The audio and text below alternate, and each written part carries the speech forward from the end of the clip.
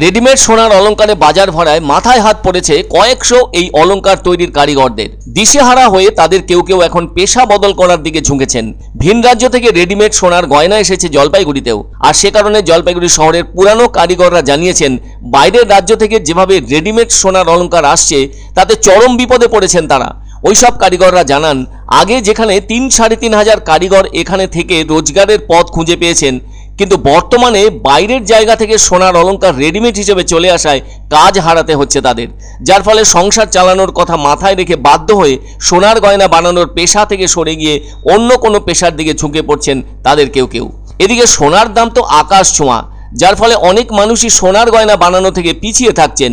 সে কারণে সোনার গয়না তৈরির জন্য কাজ সেভাবে আসছে না তাদের কাছে, কেননা বাজার এখন রেডিমেড সোনার গয়নাতে ভরেই গিয়েছে।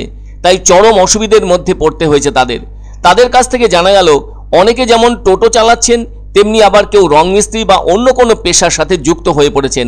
অথচ সোনার কারিগরদের এই পেশা কিন্তু আবহমানকালের। একটা সময় ছিল যখন যাতায়াত ব্যবস্থা তেমন ভালো ছিল না, ফলে সোনার বার আনতেন সোনার দোকানের মালিকরা। তারা সে সময়ে তাদের দোকানে থাকা কারিগরদের সেই সোনা মেপে দিয়ে নির্দিষ্ট ডিজাইনের গয়না বানানোর দায়িত্ব দিতেন। ফলে সোনার কারিগররা দিন কয়েক সময় নিয়ে সেই গয়না বানিয়ে ফেলতেন এবং ক্রেতাদের কাছে তা দোকান মালিকের মাধ্যমে তুলে দেওয়া হতো। এভাবে এই পেশা থেকে তারা ভালোই রোজগার করতেন। একটা সময় তো আর্থিক স্বাচ্ছন্দ্য থাকা মানুষজনই সোনার গয়না বেশি করে বানাতেন, আর ওই সময় ধনীদের বাড়িঘরের সাথে সোনার দোকানের মালিকদের ভালো সম্পর্ক গড়ে উঠেছিল। এতে সেই সব বাড়ির যাবতীয় গয়না বানানোর অর্ডারও মিলত তাদের, আর কারিগররা অত্যন্ত আনন্দের সঙ্গে সেই সব অর্ডারি গয়না বানিয়ে দিতেন। এরপর ব্রিটিশ আমলে কিছু মানুষ ওই সরকারের অধীনে চাকরির সুযোগ পান, ফলে সেই সব পরিবারের লোকেরাও গয়না বানানোর ব্যাপারে আগ্রহ দেখান। সুতরাং সোনার দোকানগুলিতে কাজ আসতে থাকে ঠেলে। এভাবে 5 দোকানের জায়গায় 50-60 দোকানের জন্ম হয়।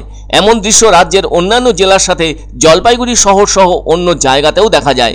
সুতরাং সেই সব দোকানের সাথে কারিগরদের সংখ্যাও বাড়তে থাকে। এভাবেই সোনার দোকানের সংখ্যা বেড়ে ওঠে এই শহরে। সেই সঙ্গে বেড়ে যায় সোনার অলংকার তৈরির কারিগরদের সংখ্যা। একটা সময় পর্যন্ত সবকিছুই ঠিকঠাক চলছিল, কিন্তু 2000 সালের পর থেকে রাস্তাঘাটের দারুণ উন্নতির কারণে বাণিজ্যিক পরিবেশের ব্যাপ্তি দেখা দেয়। এরপর স্বর্ণ বাণিজ্য সহজ হয়ে ওঠে, আর এখন তো সরাসরি ভিন রাজ্য থেকে রেডিমেড সোনার গয়নাই চলে আসছে সোনার দোকানগুলিতে। ফলে ক্রেতারাও ওই সব গয়নার প্রতি ঝুঁকেছেন। সেজন্য গয়না বানানোর অর্ডার আগের থেকে অনেক কমে গিয়েছে, যার ফলে কারিগরদের কাজের ক্ষেত্র বড়ই দুর্বল হয়ে পড়েছে, যে কারণে কাজ হারাতে হচ্ছে তাদের। সংসার খরচও যেন উঠে আসছে না কোনোভাবেই তাদের। তাই বাধ্য হয়ে ভিন্ন পেশার দিকে চলে যাচ্ছেন সোনার অলংকার বানানোর কারিগররা। যে হাতে অত সুন্দর সোনার গয়না বানিয়ে ক্রেতাদের নজরে থেকেছেন তারা, সেই হাত এখন টোটোর শরীরে অথবা রং মিস্ত্রির ব্রাশের হ্যান্ডেলে রয়েছে। সবচেয়ে বড় মুশকিলে পড়েছেন তারাই যারা স্বর্ণালংকারের মূল পেশা থেকে সরে গিয়েছেন। এখনকার বাজার হিসাবে আজকের বাজার আছে 63,000 টাকা। 63,000 টাকা পাকা সোনার, আর শোরুম রেট আছে 62,000 টাকার মতো। কিন্তু কারিগরের সংখ্যা অত কমে গেছে। কেউ টোটো চালাচ্ছে, কেউ কাজে ঢুকে গেছে অন্য কাজে।